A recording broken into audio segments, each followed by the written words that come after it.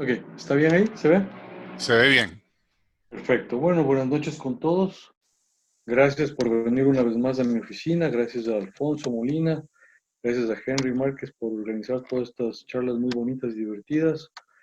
Y gracias también a los espectadores que han venido una vez más a escuchar sobre mi país, sobre lo que les quisiera contar el día de hoy, sobre las colecciones del Ecuador, que esta vez van a ser las de la segunda emisión, como vulgarmente las conocemos desde hace muchísimo tiempo, que son los sellos emitidos luego del periodo clásico duro, por llamarlo así, que es de 1865 a 1872, que son los sellos de la imprenta Rivadeneira, que fueron los sellos clásicos del Ecuador.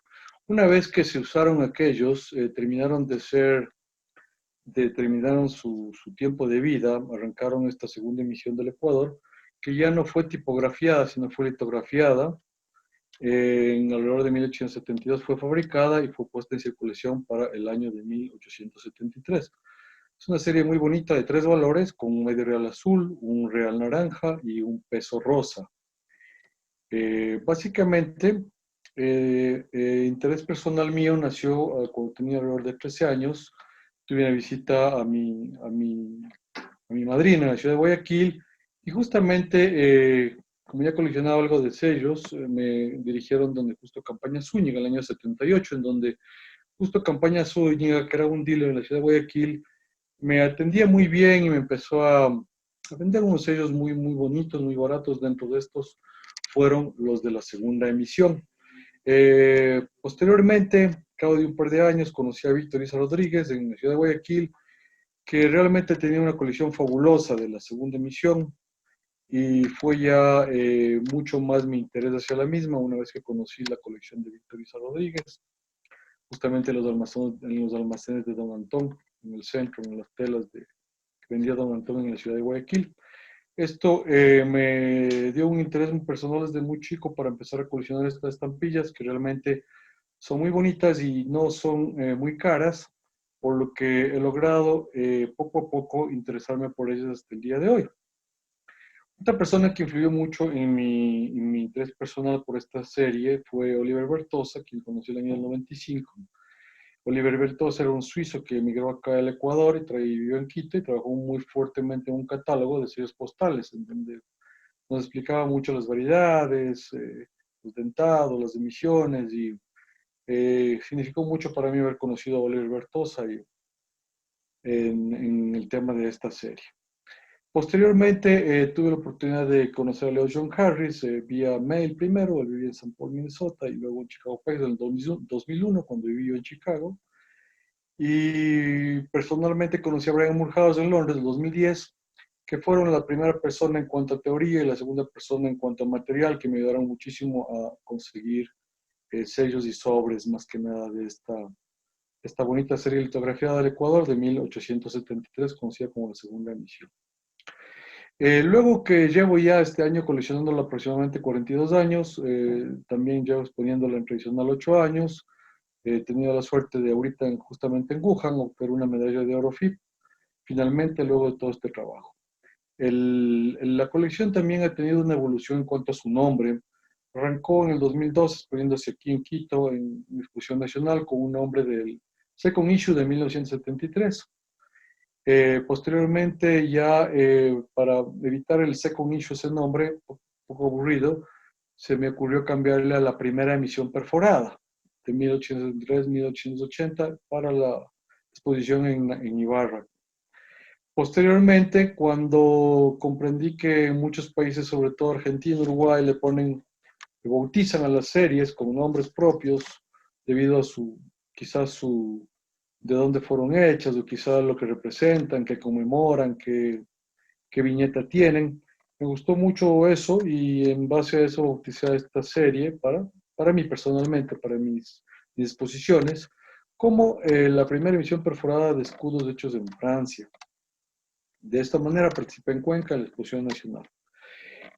Posteriormente, le he agregado ahora un nombre con esto de mi oficina. He aprendido también que el tema de las series litográficas, tipográficas, que no lo conocía mucho antes, y justamente a raíz de una charla muy buena de un colega peruano sobre la serie litografiada del Perú, Le he puesto este nombre ahora, que es la segunda emisión Escudos Franceses, primera serie litografiada del Ecuador, eliminando el tema de perforación, que es una característica un poco más secundaria en cuanto a lo que respecta a la segunda emisión y fue realizada en Francia, según lo que pienso y sospecho. Entonces el nombre actual viene siendo la segunda emisión, Escudos Franceses, primera serie litografiada del Ecuador, 1873, que es en donde vamos a desarrollar un poquito hoy día el tema. Hablando un poco de historia, como ya se ha hablado varias veces en estas charlas, tuvimos una influencia muy profunda de Francia en el Ecuador, la cultura francesa, debido a que el presidente de aquel entonces, la segunda presidencia que tuvo García Moreno, la ocupó del 10 de agosto de 1969 al 6 de agosto de 1975, que es justamente para el tema de durante la emisión de esta serie de estampillas que estamos hablando en este momento. Lo que respecta a esta emisión va de la mano de lo que es la influencia francesa en el Ecuador. Justamente estos días escuché que Henry preguntaba sobre el Tratado de Comercio, Navegación y de Amistad, que tenía suscrito Francia con algunos países del área pacífica, aprovechando el canal el tránsito por Panamá para llevar correspondencia hacia el sur del Pacífico. En base a eso, justamente me puse a investigar estos días, ayer y hoy, y un poco por coincidencia, un poco porque se van ligando los temas unos con los otros, encontré un libro de Darío Lara en donde nos explica una histórica conmemoración de varios años de la Comisión Mixta Franco-Ecuatoriana, en donde nos habla justamente de este tratado de comercio, negociación y amistad que preguntaba Henry sobre si es que Ecuador lo tenía, confirmando que sí, fue firmado el 6 de junio de 1843. Fue firmado por el ministro de Finanzas Juan García del Río con Boucher de Martigny, el representante de Francia. Reposa en Cancillería, en el Archivo Histórico del Ministerio de Relaciones Exteriores del Ecuador. Y es un primer paso, por decirlo así, de ya la fuerte influencia francesa que posteriormente se dio hasta la emisión de estos sellos en el futuro. Justamente aquí tenemos la ratificación de este tratado de 1843, del 6 de junio. Este es el encabezado de la primera página del contrato completo. Para los que desean investigarlo, pueden entrar al internet. Ahí está Darío Lara, un PDF, pueden bajárselo, está completamente alrededor de 300 páginas. Toda la influencia histórica de Francia con el Ecuador en las épocas coloniales de la República. Y luego, eh, cómo va llegando hasta convertirse en un aliado nuestro para la época en que García Moreno era presidente del Ecuador. Finalmente, para poder entrar a hablar de la serie de estampillas, estamos en busca de la casa impresora. La casa impresora hasta el día de hoy, yo realmente no puedo definir con seguridad cuál fue. No puedo decir exactamente fue esta en un 100% hasta no tener un contrato. Lamentablemente no tenemos un contrato sobre esta impresión, sobre estos sellos, sobre las cantidades, sobre los valores, sobre los tiempos de entrega. Lo único que nosotros hemos podido conseguir es, lo más antiguo que yo he visto es una obra de Francisco Meneses, que él habla en el Coleccionista Ecuatoriano, en el número 5 o 6, que es del año de 1936, a un año de haberse fundado la Asociación Filatélica Ecuatoriana en Quito. Él habla ya en un estudio sobre sellos postales diarios del Ecuador, él habla ya de una posible, de un envío de estampillas desde Francia, o sea, una posible elaboración de estos sellos en Francia. Francisco Meneses fue un coleccionista muy importante en el Ecuador en 1935, 1936. Es así que su obra, su estudio sobre los sellos postales diarios del Ecuador fue premiado con el Gran Premio de la Exposición de Filatélica Internacional de 1936. Aquí les acompaño un poco el link en donde ustedes pueden chequear esta revista y así como otras revistas más que tenemos ahí subidos en la página web de la Asociación Filatélica Ecuatoriana. En base a esto, Francisco Meneses continúa con su estudio y nos comenta la emisión de 1872, con perforación 11 litografiada en papel blanco, y describe el medieval azul, naranja y el peso rosa. En la segunda página, una interesante anotación hace él, en donde nos informa que revisando el diario oficial del Ministerio de Hacienda, El Nacional, se llama este diario, ponía aquí. El gobernador del Guayas ha recibido un cajón de estampillas con 252.828 ítems de medio real, un real y un peso rosa. Esto está fechado el 6 de diciembre de 1872. Y esto también está tomado por John eh, Harris, en donde nos explica que él, en base a esta cotación de Francisco Meneses, hace su estudio posteriormente en 1969 en la American Philatelic Society. Básicamente, este momento tenemos la suerte de poder contar ya con el Internet y nos facilita muchísimo este tipo de estudios. Ya no es necesario a veces moverse hasta las bibliotecas. Es justamente en donde podemos encontrar The Second Issue of the Republic of Ecuador de Leo John Harris, que es un estudio muy simpático, muy completo, que fue expuesto en el The Congress Book en 1969. Justamente hace una exposición muy interesante sobre la cantidad de sellos recibidos y sobre en dónde él consigue la información en base a lo que Meneses nos comenta. Justamente aquí él habla de Francisco Meneses y nos da la pauta de la revista en donde fue que él encuentra esta información sobre la llegada de Francia de estos sellos. También hace acotación a lo que Meneses escribe del periódico oficial del Ecuador, que es el Nacional, sus respectivos números, el 229 y el 232, fechados noviembre 27 del 72 y diciembre 4 del 72, justamente, como ayer nos recomendaba Guillermo, que son los documentos, los periódicos, en donde tenemos que ir a buscar este tipo de información, y es en donde ya Meneses y donde Leo John Harris y algunos otros autores ecuatorianos han encontrado información muy interesante. Eh, Básicamente, el día de ayer estuve investigando en el portal de la Casa de la Cultura Ecuatoriana, Benjamín Carrión, y tenemos ya subidos muchísimos, alrededor de 320 y pico periódicos del Nacional en formato PDF, sin ningún tipo de costo para cualquiera de ustedes que deseen investigar un poquito más, pueden hacerlo directamente. Cuesta un poquito, demora un poquito, el buscador es complejo, pero finalmente está el número 229 que hace acotación Meneses y que luego subraya también Leo John Harris, para definir el miércoles 27 de noviembre del 72. La transcripción de esto nos dice que por un aviso del cónsul general de París, indica que ha enviado varios sellos para franquicia.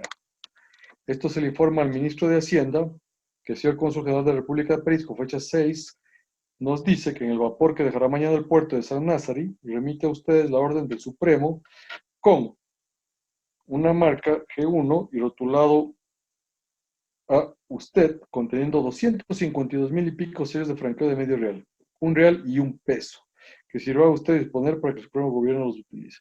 Firmado por el cónsul general del Ecuador en París, Fourquet. En tal virtud, tenemos conocimiento que a fines de 1872 sale ya este buque con estos sellos, calculando que su arribo alrededor de diciembre, a un mes, quizá un poquito más, los primeros días de 1873, o quizá el 27 de diciembre del 72 mismo, llegando a Guayaquil, solicitando que se los remita inmediatamente a la capital estos estampillas. Estamos suponiendo de que se habla de esta serie debido a las fechas, debido a que esta fecha empieza a usarse desde septiembre de 1873, estamos suponiendo que el vapor San Nazari fue el que trajo las estampillas del Ecuador.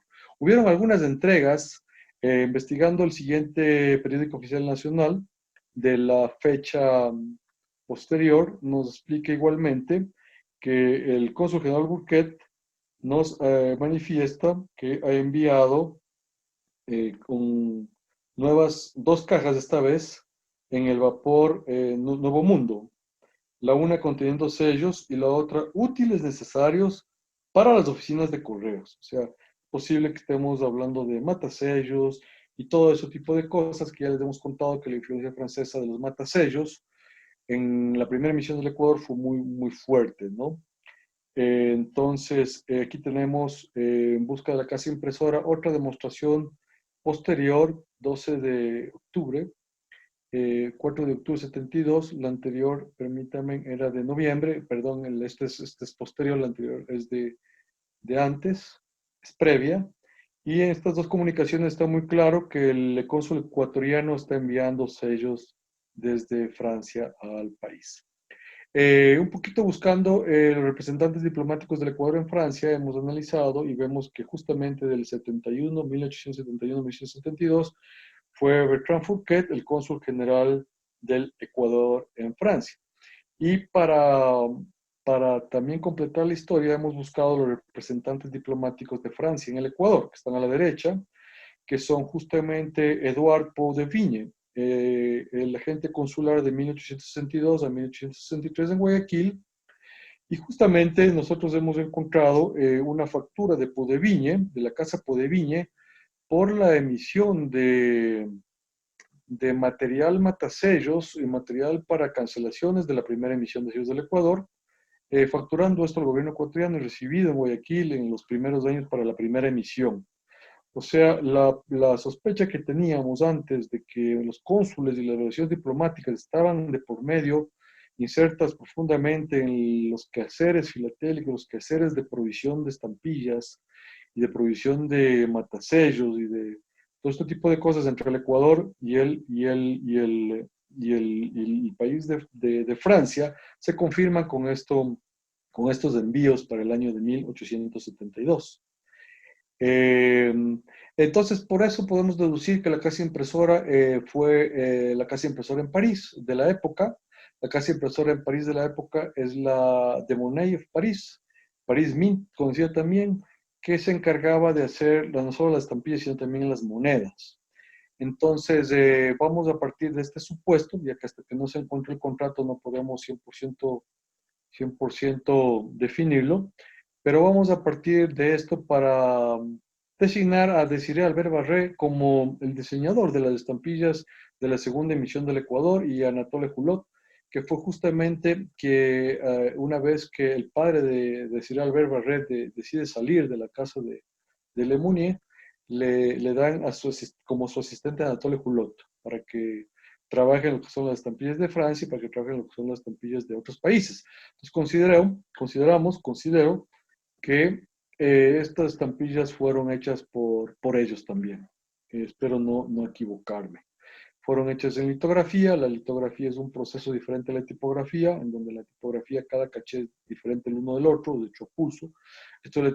La litografía es un grabado en donde se graba el sello y se pueden reproducir muchos de los mismos, ¿no? Con muy pequeñas diferencias del uno del otro. Finalmente, una vez definida, semidefinida, pseudodefinida la casa de emisión, podemos hacer un pequeño récord justamente con el tema de lo obtenido en el Nacional y lo escrito por Leo John Harris, que está en la parte superior, y lo escrito por, la parte de mí, por mí en la parte de abajo, que fueron las cantidades de estampillas enviadas desde Puerto San Lázaro en Francia el año 72 hacia el Ecuador, teniendo entregas en agosto, en septiembre, en octubre, en noviembre, 4 entregas, 282.641.000, 880.000, 857.000, dando un total de 2.600.000 sellos para un anclaje de 10 años de utilización de las mismas, alrededor de 1873 a 1881 de manera oficial y formal, y con un par de años quizá de informalidad al final. O sea, estos sellos pudieron haberse usado, no en su totalidad, porque quedaron muchos nuevos, sobre todo el un peso rosa, como ya veremos adelante, pero es una cantidad bastante grande para las necesidades de un país pequeño como era aquel entonces el de Ecuador. Buscando ahora el primer día de emisión, debido a que los catálogos internacionales siempre hablan de esta serie como la serie de 1872, Scott, Ibert y Miguel y muchos otros, se encontró un documento muy importante en la ciudad de Guayaquil hace unos años. Elvis Vélez fue la persona que lo encontró. Este documento pertenece ahora a la colección de Francisco Bucalón. Es un documento muy importante para el tema de esta emisión, en donde el Ministerio de Hacienda hace una circular local a todos los jefes de los gobernadores de las provincias, en este caso al gobernador de la provincia de Chimborazo, fechando Quito-agosto de 1973, indicándole que desde el 1 de septiembre próximo, venidero, solo se tienen que usar las nuevas estampillas para el franqueo. Es decir, esto definitivamente coincide mucho con lo que son los matasellos y con lo que son los sobres, con lo que son los sobres que hemos encontrado ya, no en el plano histórico de archivos, sino en el plano de estampillas, de stocks, de colecciones, de en exposiciones y en museos y en todo lado. Tengo hasta ahora marcado septiembre 6 de 1873 en Guayaquil, uno de los, el sello más antiguo, el sello más antiguo para el tema de lo que es la azul. Yo personalmente no he visto una sola estampilla matasellada del año 72, ni finales, ni noviembre, diciembre, ni tampoco ninguna del 73, desde enero hasta septiembre. Sí he visto estampillas, una que otra, de la primera emisión, materializadas posteriormente al 1 de septiembre, eh, pero no pasan de ser 4 o 5 sellos que hemos visto la primera emisión que han pasado esta fecha. O sea, yo considero que realmente la verdadera fecha oficial del primer día de uso de esta emisión es el 1 de septiembre de 1873, tanto por los sellos, por los sobres, como por esta circular muy importante que fue encontrada no hace mucho tiempo. Eh, Como otra muestra de esto también, aparte de analizar no solamente las emisiones la emisión de esta segunda emisión, las fechas, sino también analizando la primera emisión, vemos que la primera emisión tuvo muchos sellos, sobre todo de 4 reales y sobre todo de medio real. Los verdes ya no habían, pero 4 reales había mucho todavía hasta los finales de su uso. Tenemos una carta fechada a mano izquierda, como ustedes pueden ver, de Quito, 23 de julio de 1873. Apenas quedaba agosto para que a 1 mes y 7 días del ingreso de la siguiente emisión. El catálogo de Oliver Bertosa se puede decir que es uno de los primeros catálogos en donde cambia ya la fecha y pone 1873, 1 de septiembre, para esta serie de ordinarios, codiamos de litografía, perforación oficial 11, y las define como el medio real azul, el 1 real naranja y el 1 peso rosa. Dentro de lo que es otra cosa interesante que hemos visto estos días es de la Sociedad Filatélica del Guayas, era una de las primeras clubes filatélicos que había en el país. Tenemos una revista del año 1, el número 4, entre abril y mayo de 1886, en donde tenemos una propaganda de un comerciante de correo, de sellos de correo, en donde él hace solicitaciones de comisión y ofrece a los siguientes precios. Para la primera emisión Rivadeneira, que hemos visto con ustedes bastante, nos ofrece la serie nueva, completa, con el azul, el amarillo y el verde. No considera el rojo, por su rareza quizás. Nos ofrece los 3 sellos a un sucre, para el año de 1886, sí, correcto, un sucre, y un usado de 0,40.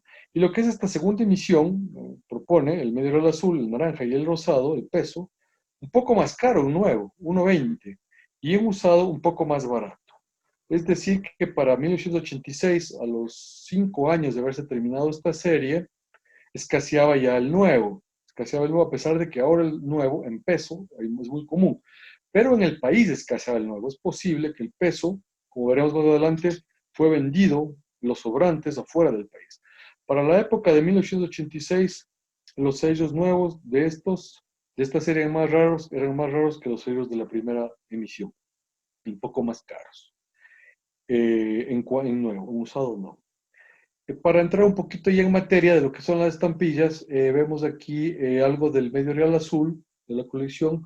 El diseño no es original, es una copia del medio real azul del Ecuador, de la primera emisión, cambiando solamente un poco de determinados puntos, determinados temas puntuales.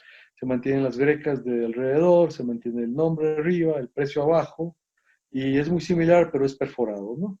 Entonces, es lo que podemos apreciar de dónde es el diseño del medio real azul. En cuanto a las perforaciones, hay mucha disputa y mucha controversia en tema de perforaciones, porque hay muchísima perforación que va desde la perforación 6 hasta la perforación 11. De acuerdo a las estampillas usadas en cartas, de acuerdo a las estampillas de la época, se presume que la perforación 11 fue la única perforación oficial y legal de la época. Se habla de un comerciante alemán que compró todos los stocks, los saldos del gobierno ecuatoriano, sobre todo del 1 peso, y compró también a los impresores en París, mucho en perforado, y él mismo perforó, haciendo para que sea, para los filatelistas, que sea muy interesante tener otro tipo de perforaciones. Quizás sea así, quizás no sea así, quizá hubo muchos errores en las máquinas de perforar desde Francia, porque existen estampillas usadas genuinamente con errores de perforación también. Aquí podemos ver unas imperforadas laterales en verde, y aquí podemos ver unas imperforadas laterales de matasillada con un rombo en rojo, la anterior matasillada con un rombo en verde. Entonces, las perforaciones también dan lugar a muchas dudas.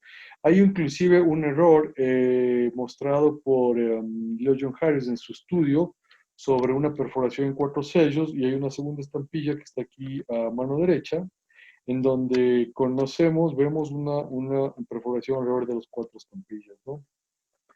Eh, hay otra estampilla a mano derecha inferior, en la izquierda, derecha, en inferior corner, donde ustedes pueden ver está el precio inclusive en la parte superior. Entonces, todo esto de las perforaciones nos dio la pauta de que el sistema no fue muy bueno en lo que es el control de calidad, el rato de la emisión. Para lo que son los colores, también a pesar de que hubo solo 4 entregas, deberían haber sido los colores mucho más uniformes, pero los colores realmente son muy disímiles. Tenemos un azul muy oscuro, un azul cielo, un azul metálico y simplemente un azul cielo, en donde podemos hacer diferenciación también de shade, de colores en esta emisión. Eh, Continuamos con el tema de la medio real azul. Un tema interesante en lo que es el medio real azul es que definitivamente los clerks, los empleados postales, estaban muy cansados de haber cortado la primera emisión con tijeras durante 8 años, o con, no sé con qué la cortarían, pero realmente fue un alivio el suplicio aquel de cortar los imperforados, fue un alivio recibir estas estampillas perforadas. Tan alivio fue que inmediatamente las separaron unas de otras, a tal punto de que no se puede encontrar ahora muchos múltiples del azul.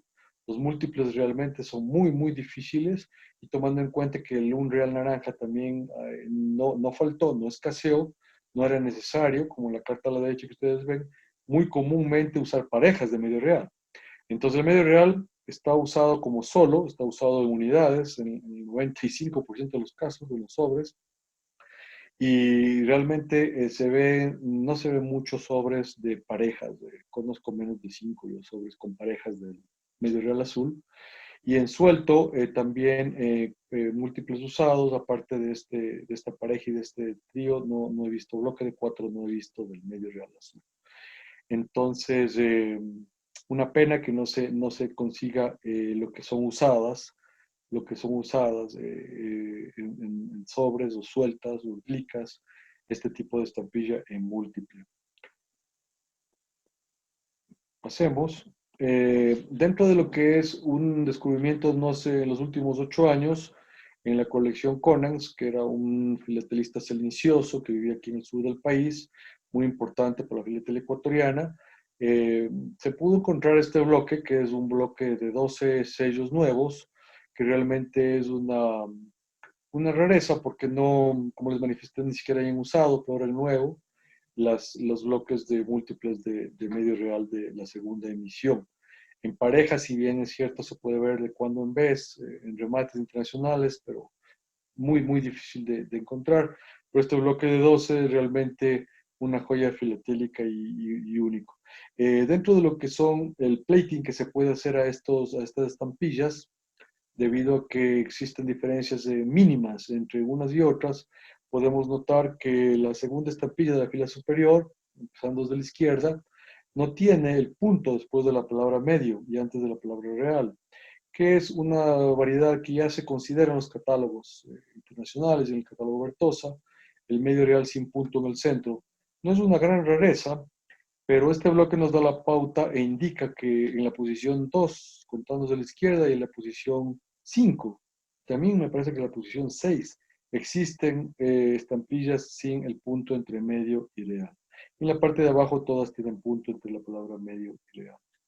Entonces, justamente ya para 1897, en Guayaquil, en los clubes filatélicos, nos indican que esta emisión tiene desigualdades de grabado que son leves y que podría ser diferencias de buril en los moldes que se hace para la tirada. En todo caso, nos da la pauta de que el plate flow se puede coleccionar, se puede buscar y se puede hacer una investigación sin la facilidad de descubrir en qué posición están, debido a que no existen planas del medio real azul ni del un real amarillo, pero sí podemos hacer un trabajo de plating.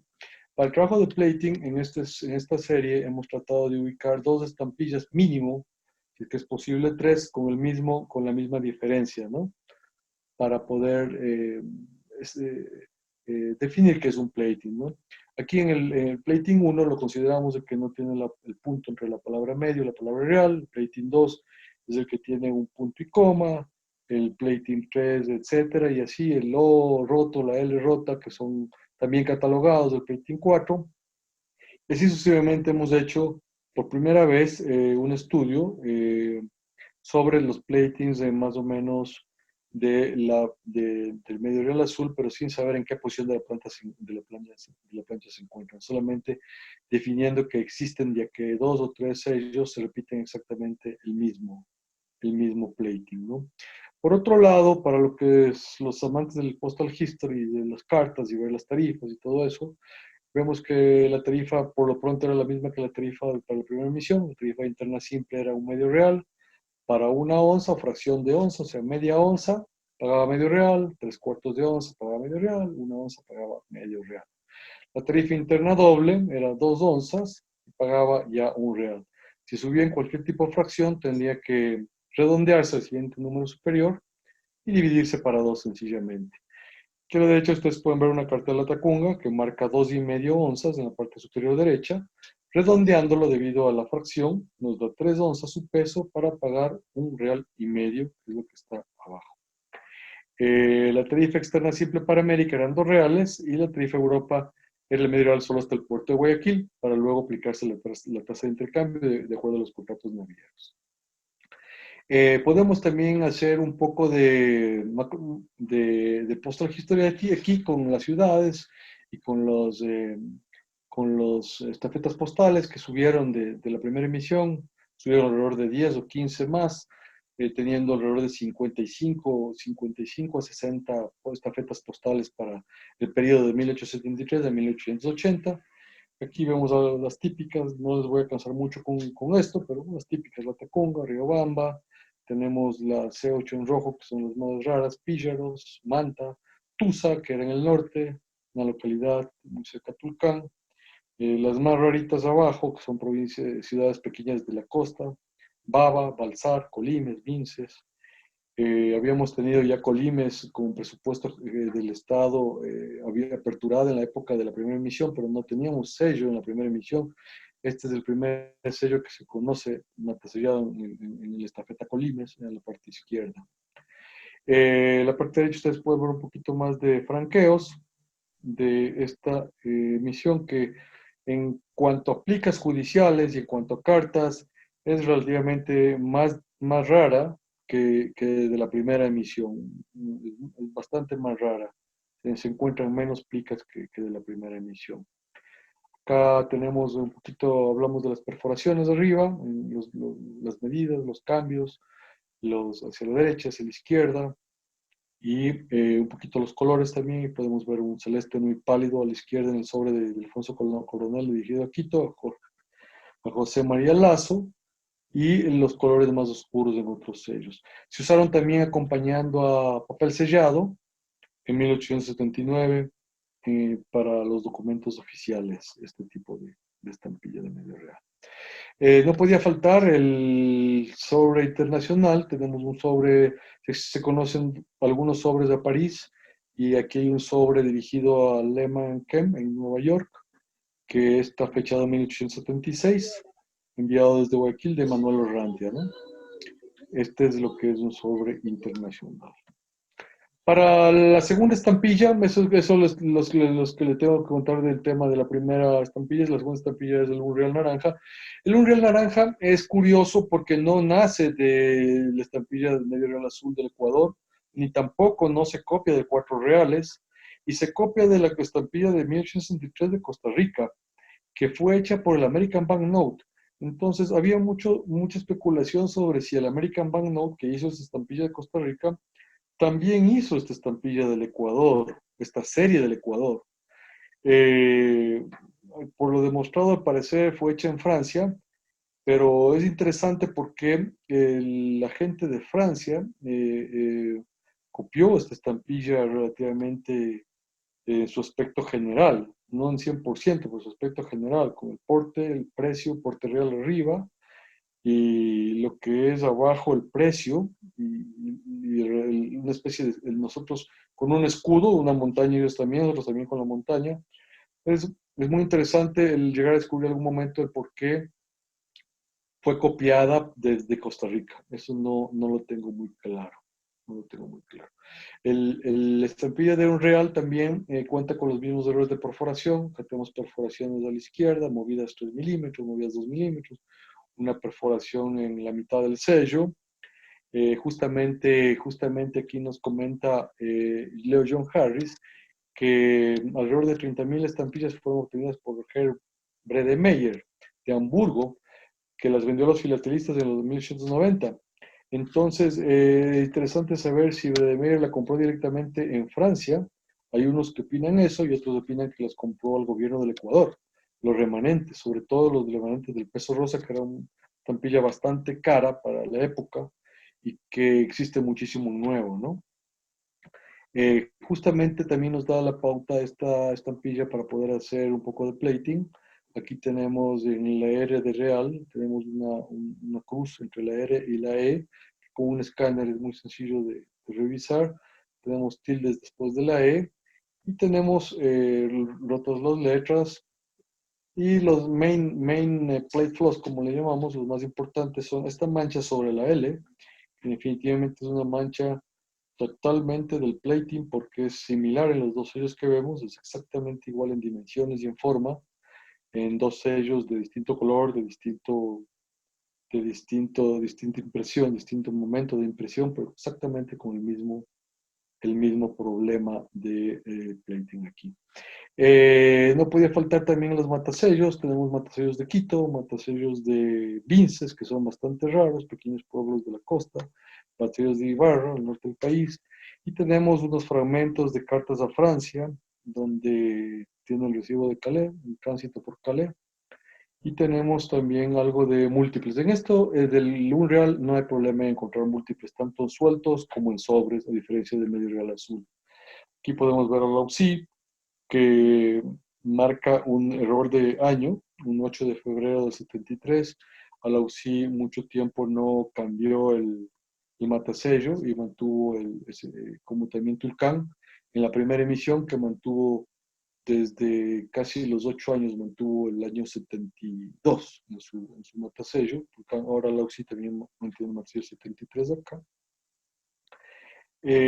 Podemos ver aquí también otros matasellos de la ciudad de Guayaquil, 19 de septiembre de 73, bastante temprano, el matasello de arriba para este Real Naranja. Y tenemos un poco de plicas judiciales, unos pueblos que abrieron muy al último sus estafetas postales. Tenemos aquí uno de San Miguel, que es muy famoso por ser uno de los más raros.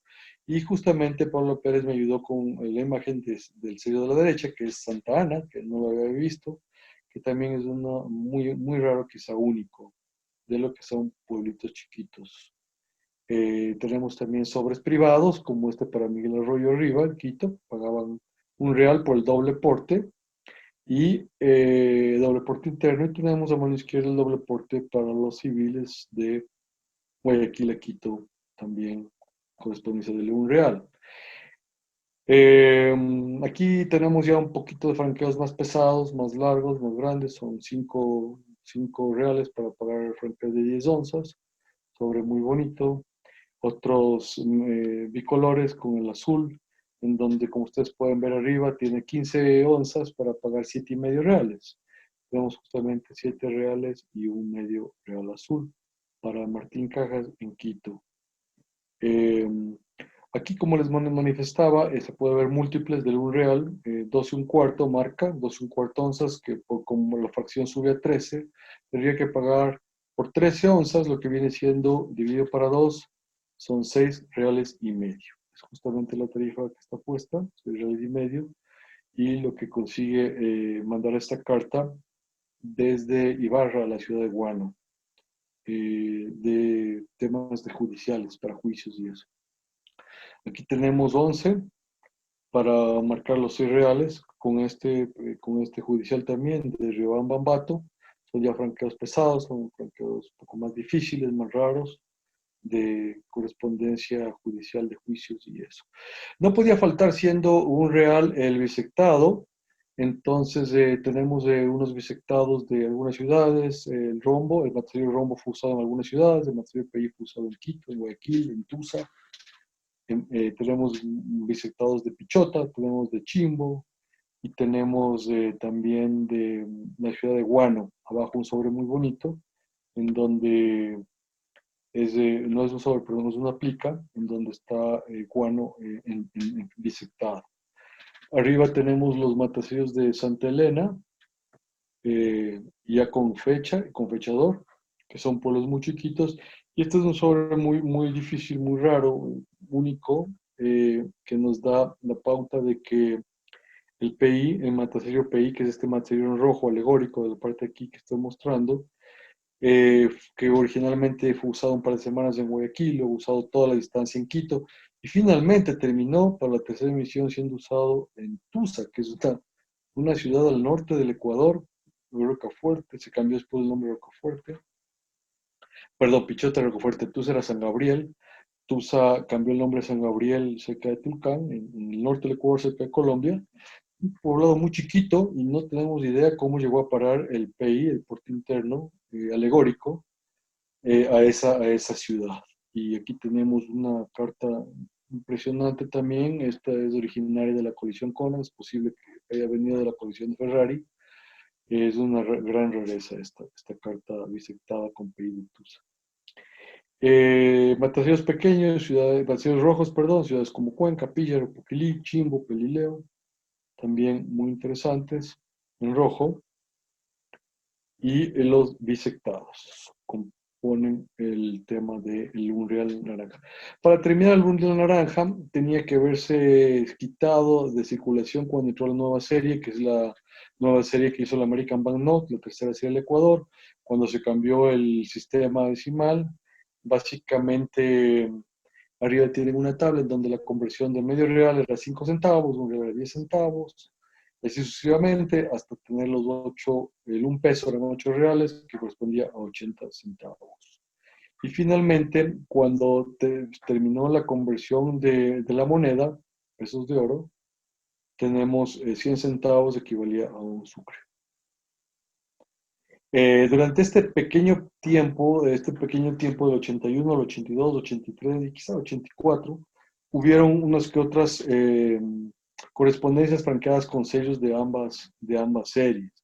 Por ejemplo, tenemos acá a mano izquierda 8,5 onzas que pagaba 9, tenía que pagar 9 onzas, es decir, 4 reales y medio. Aquí está 4 reales, un buque de 4 y medio real está pagando los 5 centavos. O sea, todavía marcaba, a pesar de que estamos en marzo, arriba vemos la fecha, marzo 5 de 1882.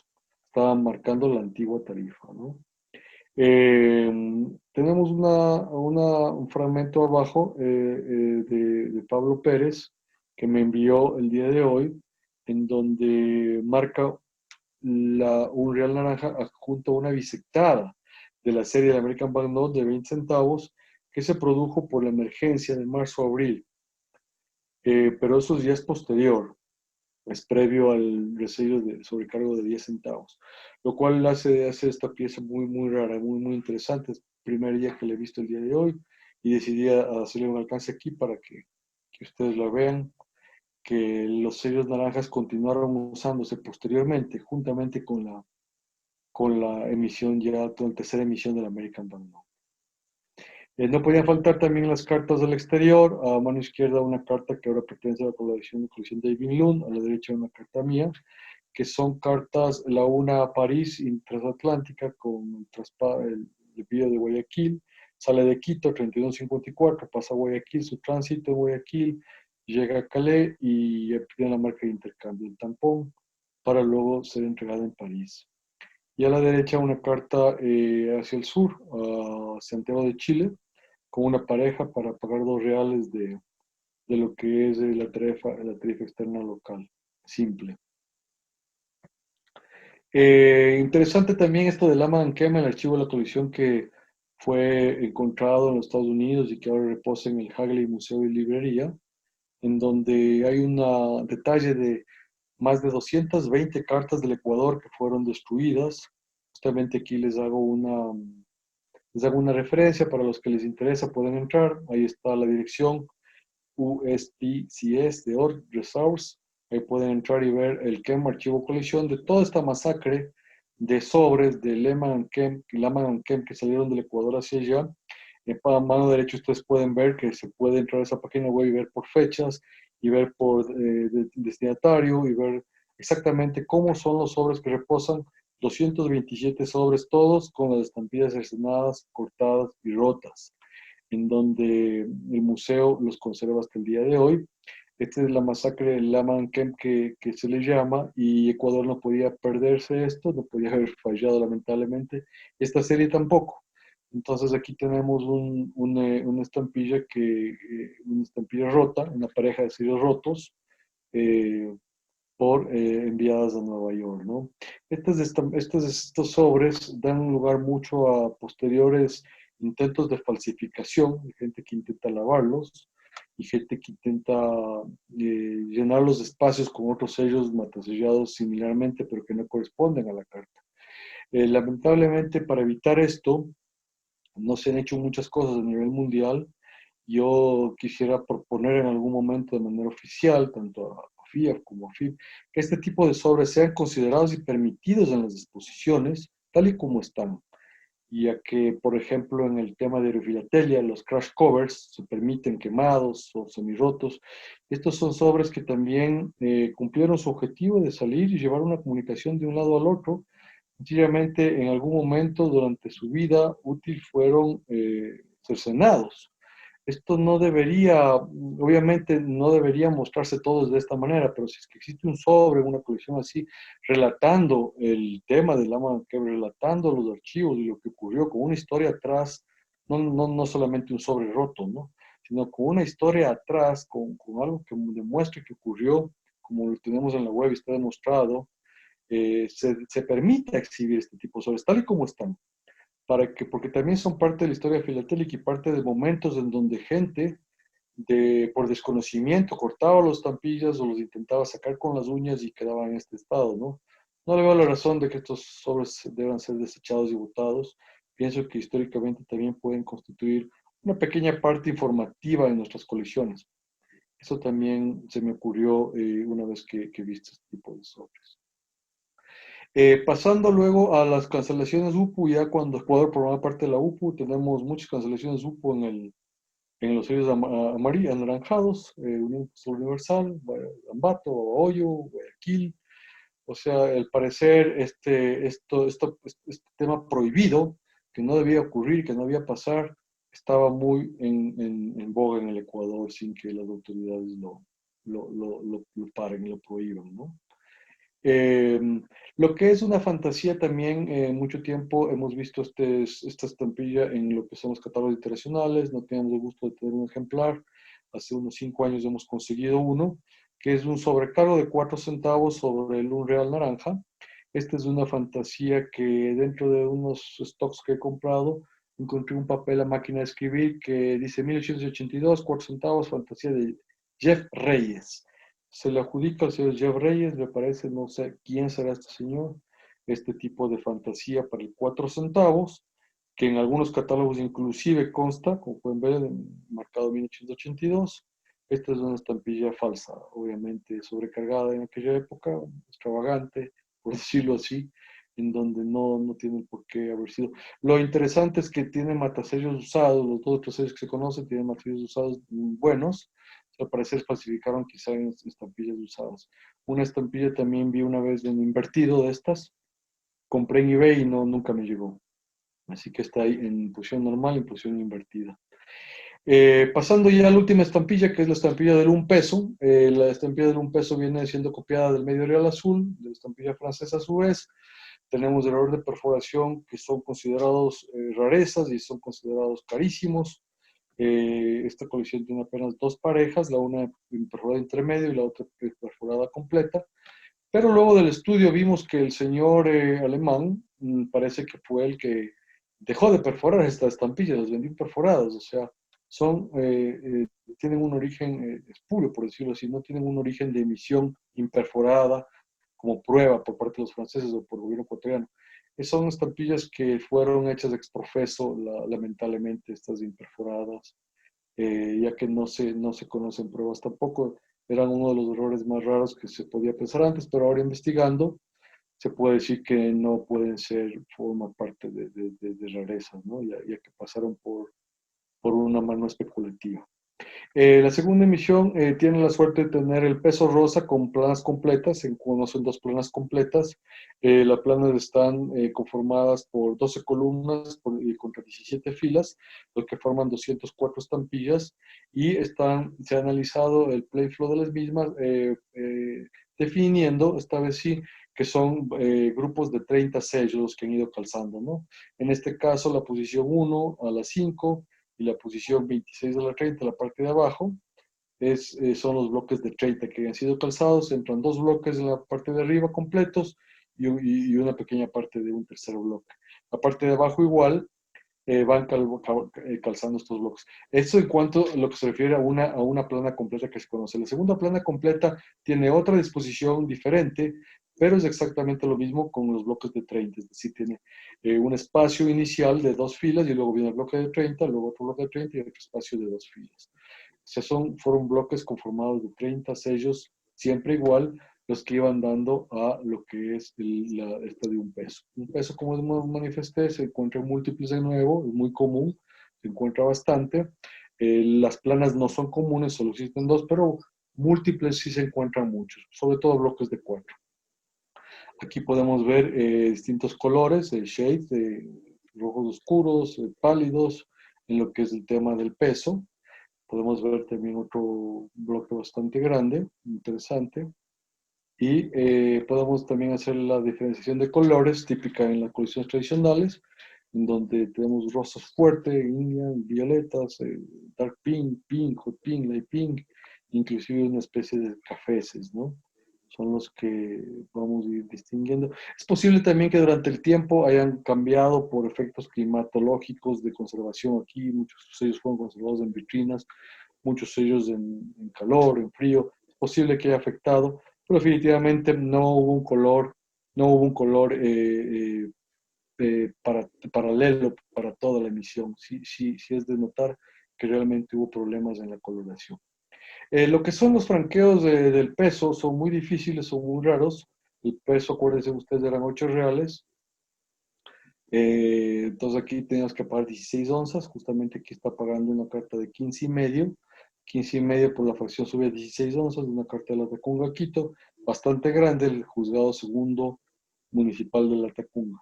En relación a lo que es 4 reales y el peso, ya que el peso lo sustituyó al 4 reales, estaríamos hablando de una rareza de 5-1, las cartas de peso contra las cartas de 4 reales. De hecho, las cartas de 4 reales son muy raras, pero las de peso son aún más raras todavía. Tenemos aquí una marca de 9 de septiembre del 73, que es la más temprana que yo he visto y he conocido, para un sello original genuinamente usado en la ciudad de Guayaquil. Tenemos abajo un Guarandas, tenemos manuscrito Vinces, Quito de 81 en azul, Quito de 81 en rojo, Babahoyo, Puerto Viejos, Machala, y se usaron alrededor de todo el país, las del peso. Tenemos también múltiples en el peso, ya estos debían haber sido para paquetes sumamente grandes, de arriba tenemos una tira de 6. Y abajo tenemos una pareja del un peso con el medio real para un envío desde la Tacunga. Una cosa muy interesante, esto de el peso en sobre o en plica es realmente raro. Acá tenemos otra 17 un cuarto por la fracción sube 18 dividido para 2, tiene que pagar 9 reales. El peso valía 8, más de un real, ahí están los 9 reales, en donde marca para un envío de la Tacunga a Quito, una carta bastante bonita, bastante simpática y rara. Los últimos 2 años hemos visto circulando en los remates internacionales este sobre. El último remate se intentó traerlo al Ecuador, fue muy difícil. Parece que lo ganaron por una colección de Europa. Es una carta muy importante la filatela ecuatoriana. Tiene un Panamá Tránsito, tiene una serie de 3154 en rombo en rojo desde Quito, un doble cruce por Panamá y la llegada multada inclusive, me parece que al salir, y inclusive el tampón 19 llegada a Bordeaux para París, para Francia, ¿no? Esto es marca 1879 por Ildefonso Coronel, una empresa muy conocida aquí en el Ecuador. Uno de los sobres más impresionantes de lo que es el manejo del Ecuador.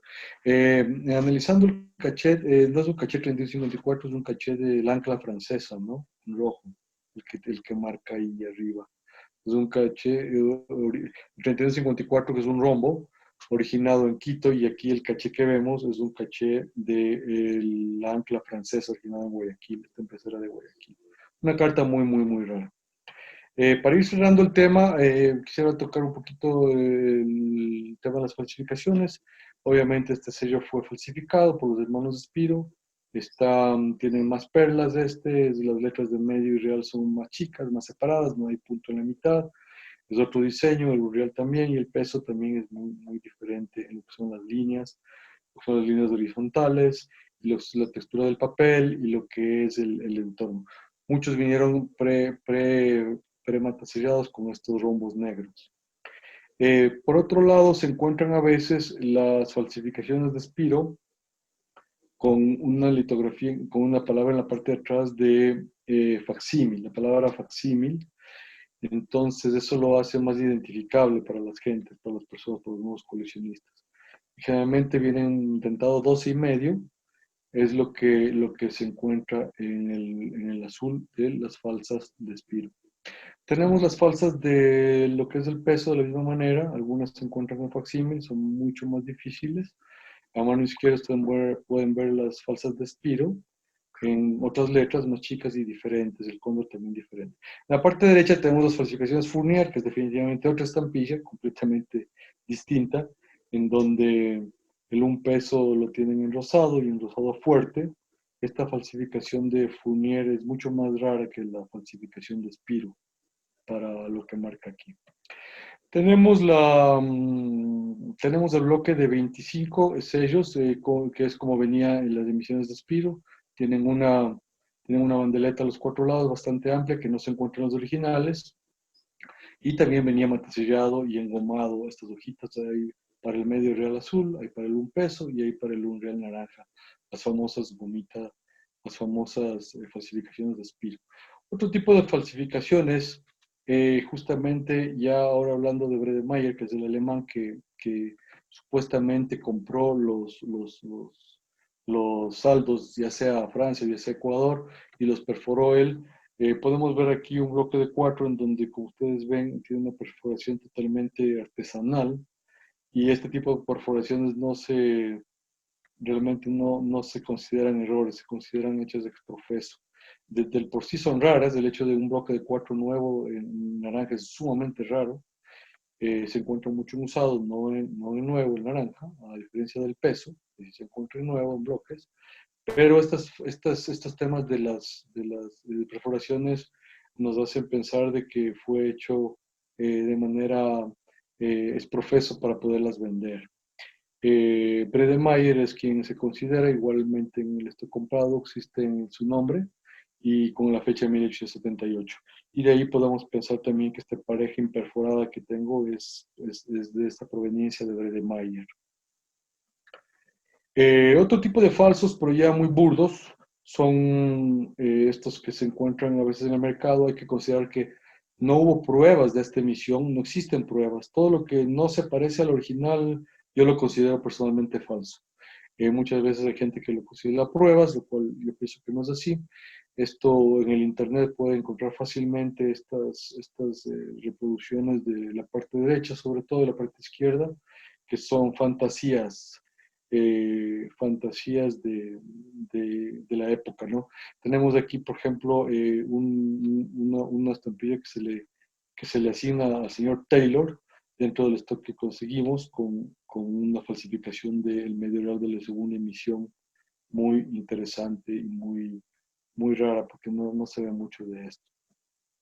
Por otro lado, también existen falsificaciones no de estampillas como tal en fábricas como Spiro, como Fournier, sino se han intentado hacer sobres buenos con estampillas buenas, pero no han resultado muy bien. Tenemos aquí dos ejemplos de realmente el peso nunca se bisectó, el peso no fue necesario que se bisecte ya que había muchísimo stock del 4 real, del 1 real naranja, y el peso bisectado venía a ser 4 reales. En 4 reales había muchísimo, hay tiras de 4 reales y hay franqueos múltiples de bloques del 1 real naranja formando el pago de 4 reales. Por lo que no vemos razón que el 1 peso se haya tenido que bisectar. Por otro lado, Quito en toda la distancia siempre tuvo estampillas. Quito no existen bisectados ni de la primera emisión ni del 1 real naranja de la segunda emisión. Quito siempre estuvo bien estoqueado. Aquí tenemos un sobre que nos da la marca Quito de oficio, que es una marca supuestamente oficial, que de hecho tampoco me parece que es la original, y con Panamá Transit, que tengo yo mis dudas, no sé, los entendidos del tema Panamá quizá pueden opinar algo más, pero un Panamá Transit que no entiendo por qué está puesto dos veces y encima del sello. Y por otro lado, tiene una marca de octubre del 72.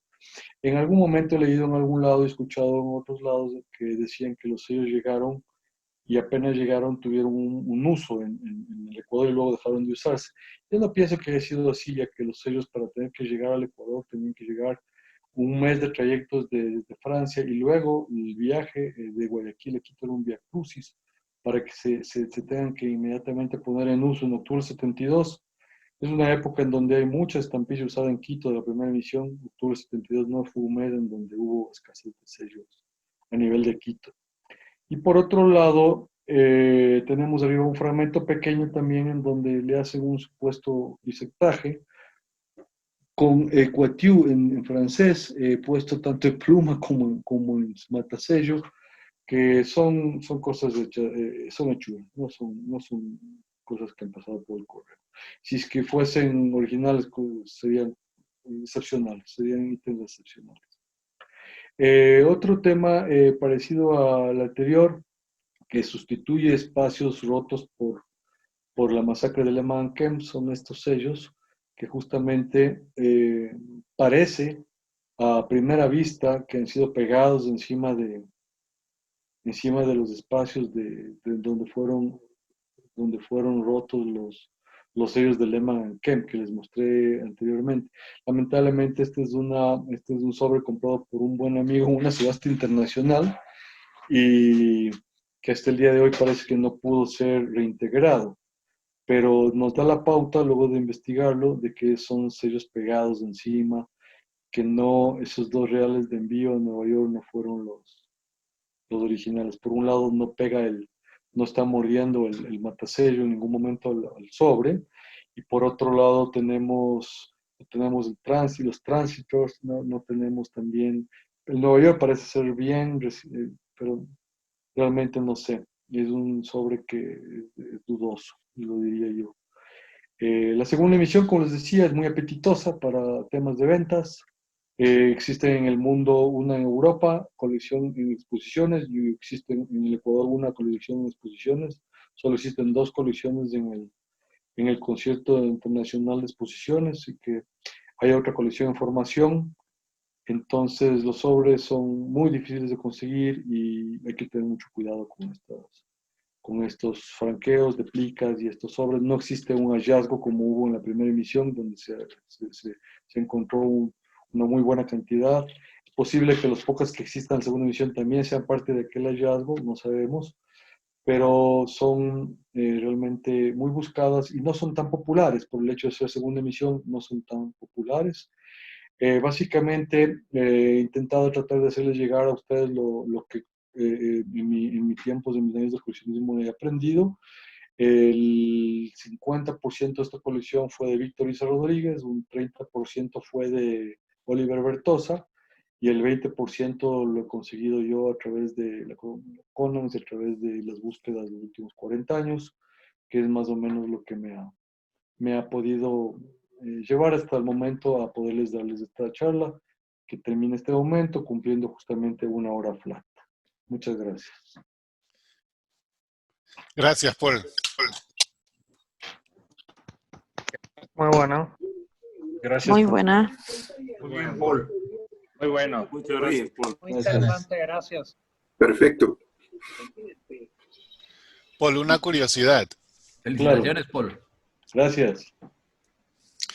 Esta estampilla, se ve bastante afinidad entre Ecuador y Francia, ¿no? Por los diseños, todo ese tipo de cosas.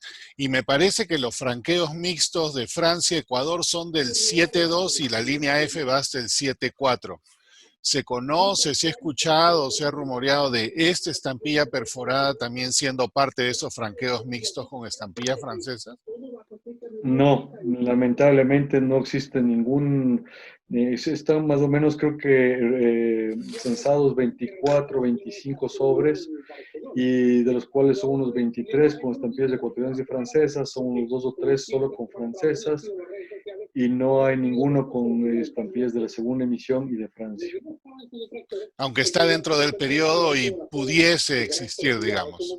Potencialmente sí, pero acuérdate que solamente que hay un momento en donde van con estampillas francesas y ecuatorianas, pero hay un momento que dejan de estar las ecuatorianas, y es posible que sea el momento en donde se emite esta segunda emisión, o quizá tenía una prohibición expresa de que no se deben usar. No tengo idea, no se ha investigado todavía este tema, Okay. pero es una muy buena pregunta, pero no se conoce ni un solo sobre con estampillas francesas y ecuatorianas de la segunda emisión. Ok, gracias. Una pregunta. A mí me llama la atención el tema de los valores de las estampillas, ¿no? Medio real, un real y 8 reales o un peso. ¿Por qué ese salto a un peso? ¿Estaba pensado por algo en particular? Más allá de que pueda ser un múltiple. Perdón.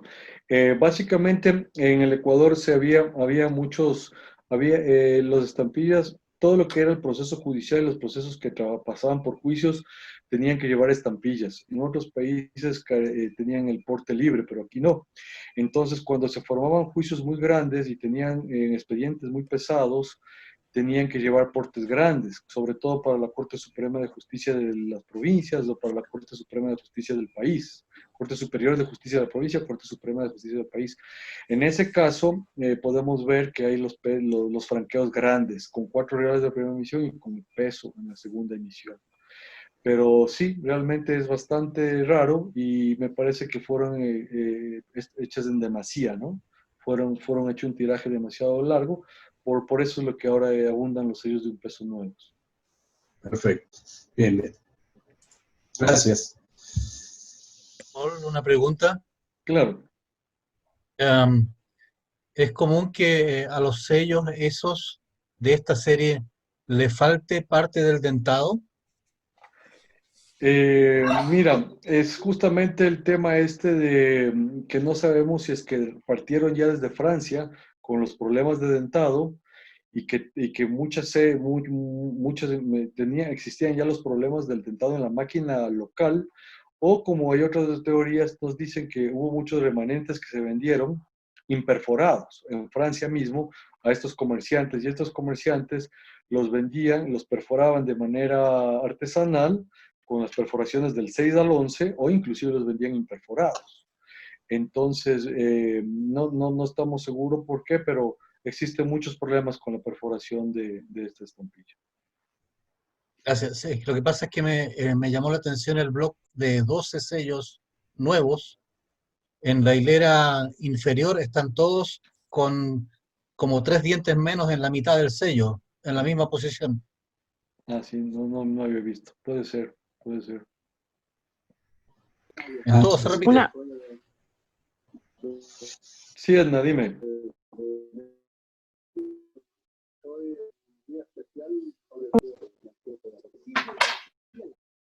¿Aló, No Edna? se escuchó bien. ¿No se escuchó? ¿Puede repetir, por favor?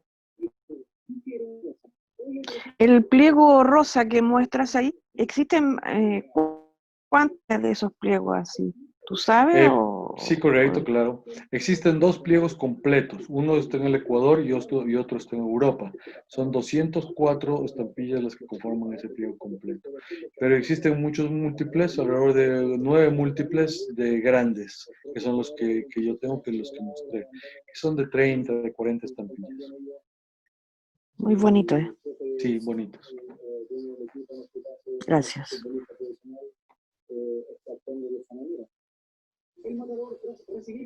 ¿Otras preguntas o comentarios para Paul? Paul, primero felicitarte, me gustó mucho tu presentación. Gracias.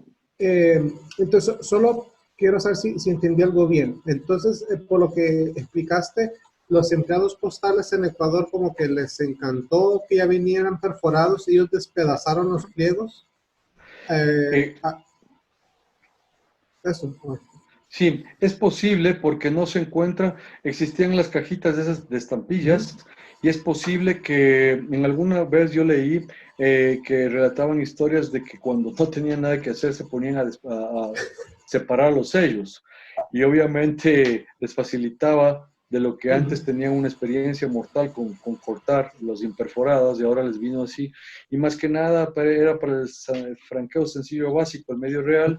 Es posible, eso es una elucubración, no está nada por escrito, ni hay ninguna ley, ningún registro que obligue al empleado a hacer eso, pero en algún lado leí, un par de filatelistas también me comentaron que pudo haber sido eso, la respuesta del por qué no existen múltiples del medio real azul, no existen ni bloques de cuarto ni siquiera.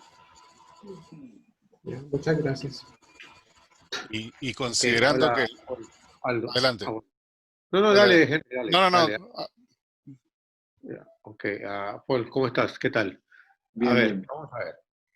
El medio real. No existen múltiples, salvo ese bloquecito que has mostrado que es bastante interesante, como dice Heinz, con el dentado un poco destruido en la parte inferior. Yo creo que incluso internamente hay algunas perforaciones no muy bien hechas, o como que faltan, ¿no?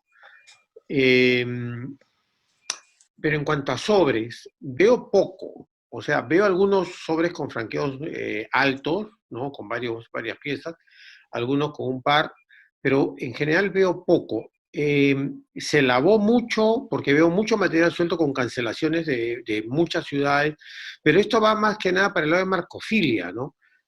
Pero usos, tarifas, no veo que haya un material tan abundante. ¿Qué pasó? Sí, no hay. Es justamente por el desarrollo de la filatelia en el país, ¿no? El desarrollo de la filatelia, de los filatelistas, los años tempranos ya tenían clubes, los años tempranos ya se dedicaban a la venta de los sellos usados en pliegos de 100 y básicamente era un lavado y lavado y lavado de sobres y sobres permanentemente, ¿no? Los pocos que hay son de hallazgos de correspondencia que ha estado acumulada, pero como no era usual venderlos en sobre antes, había muchísimo lavado durante esa época de Ya, sellos. dime una cosa, ¿cuál es el valor base de esa estampilla de medio real en catálogos? ¿Es una estampilla barata? Barata, sí, una estampilla barata. Como Ahora, para hacer paquetería. como les mostré, justamente en un momento dado era un poco más cara que la primera emisión. Al momento actual vale la mitad. La medio real vale la mitad de lo que respecta a la primera emisión, ¿no? Ya, o sea, En ¿en qué usado, material en como que le usado, puede en hacer un usado paquete? es barata. En nuevos es bastante difícil de conseguir, ¿no? En lo que es el medio real. El medio real y Claro, el un real en nuevo es muy difícil de conseguir. A diferencia del peso, que el peso genuinamente usado es más bien difícil de conseguir. ya. Gracias. No, de nada. Paul, ese fragmento que mostraste que tiene un bisectado, no recuerdo si la estampilla que es completa es perforada o de las imperforadas. Me parece que es el perforado normal. Dame un segundito. Ok. Lo verifico. Me parece que tiene un perforado normal. Porque si es la perforada, se conocen, porque de todas maneras se sobrepusieron por un tiempo corto. Se conocen las indentar usadas en el mismo sobre con estas dentadas. No. Sin dentar no existe en el sobre. Sin dentar solo existe en nuevo. Ok. No, me refiero, perdón, a la emisión Rivadeneira. Ah, no existe ni una sola hasta el día de hoy en Mixto. donde esté la una y la otra. Ok, pero potencialmente pudiesen haber existido también, ¿no? Sí, claro, porque hemos visto canceladores de Claro. septiembre del 73, de octubre. Potencialmente eso sería una gran rareza. No es dentada la que me dices Oh, ok. es dentada, sí, pero es bisectada, tijereada, ¿no? Ok, de esa emisión. Ok, gracias. Sí.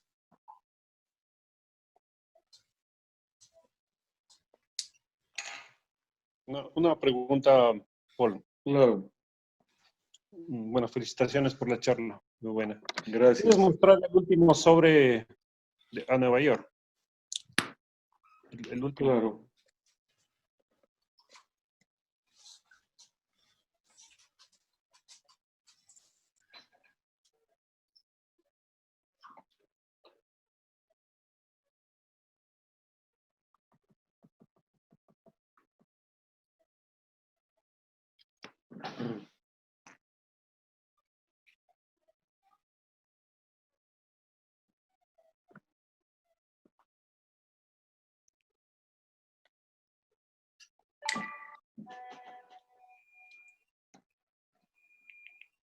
¿Está?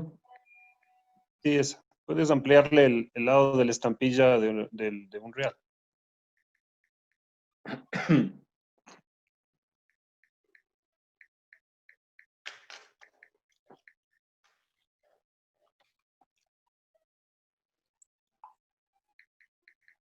Oh, Paul, vuelve a la imagen, por favor. ahí está. Usa el magnet abajo a tu derecha, Sí, donde está el aquí. 60%, Ya, aumentale. ¿esa? Ahí, Ya. más a la derecha. Ahí, bueno, Bueno, está bien ahí. Con ahí control, también. con control le voy a hacer. Ya. Ajá, Ahí un poco se nota. Trataron de, bueno, hay una primicia. Sí se recuperó ese billete 2 años después. Ay, qué bueno. Y luego el sobre de la estampilla de un real que tiene ese cancelador romboidal. Trataron de unirle o darle secuencia con la cancelación rombo del de medio real, el segundo, o el de la mitad entre los tres.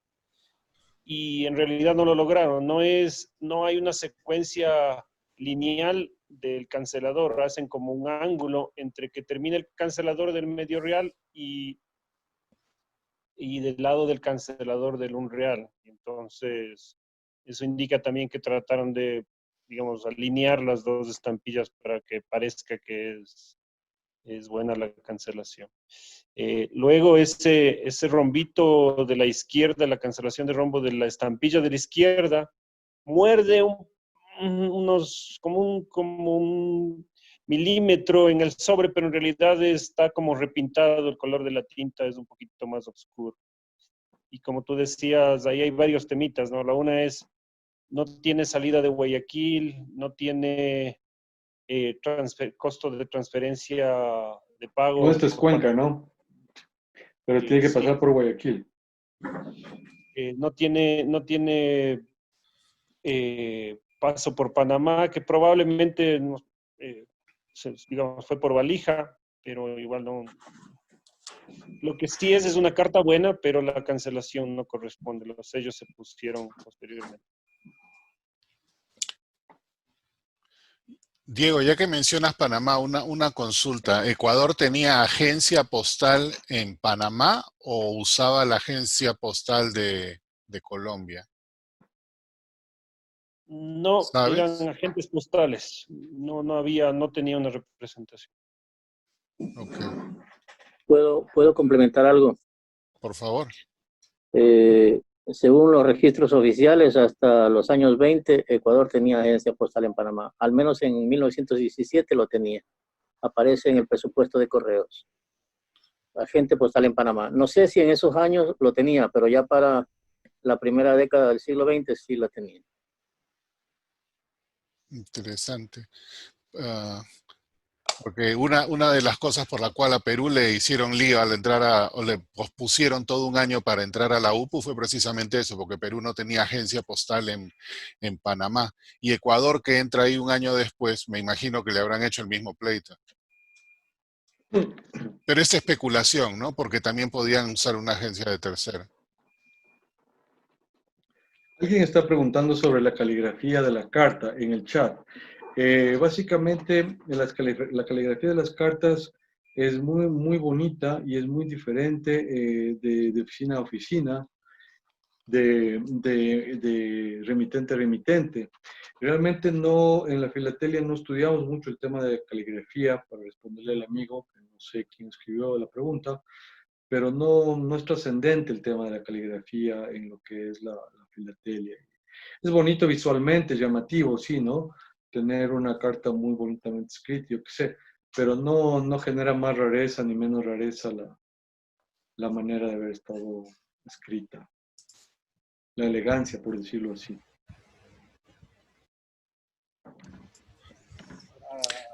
En las primeras emisiones hay muchos matasellos a pluma, me imagino, porque obviamente no habías distribuido todavía los matasellos. ¿Todavía se ve algo de eso en esta emisión o ya para esta época todas las ciudades tenían su matasello?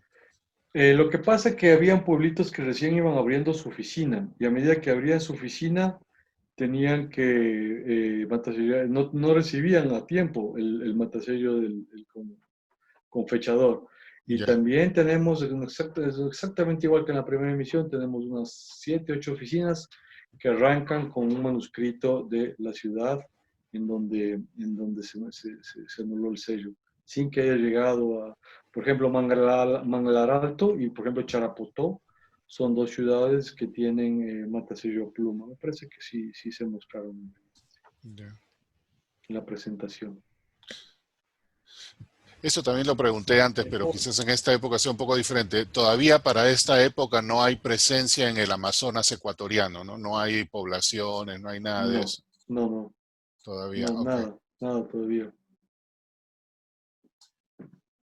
Quería adicionar ahí que el tema de la caligrafía también se debía pues que muchas personas en esa época no tenían muy buena caligrafía y le pagaban o buscaban a escribanos para que escribiesen la caligrafía. Entonces que estas personas prácticamente dibujaban y hacían estos corchetes y estas curvas y todo y la utilización de la pluma también tenías que estudiar para eso. Entonces no cualquiera tenía los estudios suficientes como para poder escribir una carta con semejante caligrafía, ¿no? O sea, eran personas que prácticamente hacían ese trabajo. Eso sucedía mucho.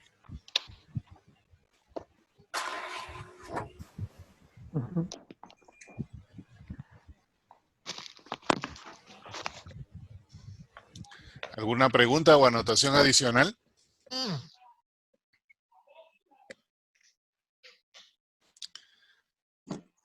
Bueno, Paul, muchísimas gracias nuevamente. Gracias a ustedes. Doble agradecimiento por Paul, muchas gracias, muy bien. habernos ayudado Felicitaciones. con 24 horas de noticias. Espero que duerman.